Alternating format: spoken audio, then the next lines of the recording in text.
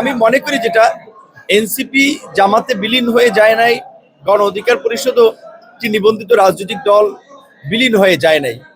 আমাদের জুলাই গণ অভ্যুত্থান পরবর্তী যে আগামীর নির্বাচিত সরকার হবে সেটি বলেছে একটি ঐতিহাসিক সরকার, এবং এই সরকারই কিন্তু জুলাইয়ের স্পিরিট আকাঙ্ক্ষা বাস্তবায়নে কাজ করবে।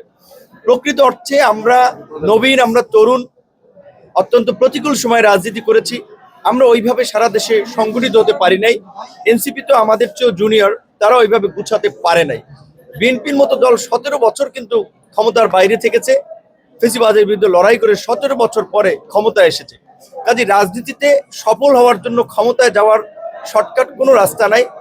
আমরা নিজেদেরকে ভবিষ্যতের জন্য প্রস্তুত করব, এবং আমরা মনে করি যে এই মুহূর্তে বাংলাদেশের স্বাধীনতা, সার্বভৌমত্বকে সুরক্ষিত করা, দেশকে স্থিতিশীল করা এবং বাংলাদেশকে এগিয়ে নেওয়ার জন্য বিএনপির বিকল্প কোনো রাজনৈতিক দল এই মুহূর্তে নাই।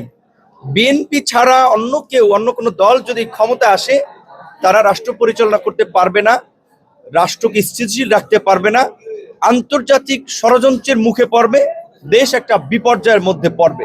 সেই কারণেই আমাদের ধরেন দলীয় কিছু ক্ষতি হয়েছে বা আমরা রাজনীতিতে পিছিয়ে গেছি, ওইটার চেয়েও আমরা জাতীয় স্বার্থকে বিবেচনায়, দেশের স্বাধীনতা, সার্বভৌমত্বকে মাথায় রেখেই আমরা বিএনপির সাথে অ্যালায়েন্স করে বিএনপিকে ক্ষমতায় নিতে নীতিগত সিদ্ধান্ত নিয়েছি এবং আমরা কাজ করব।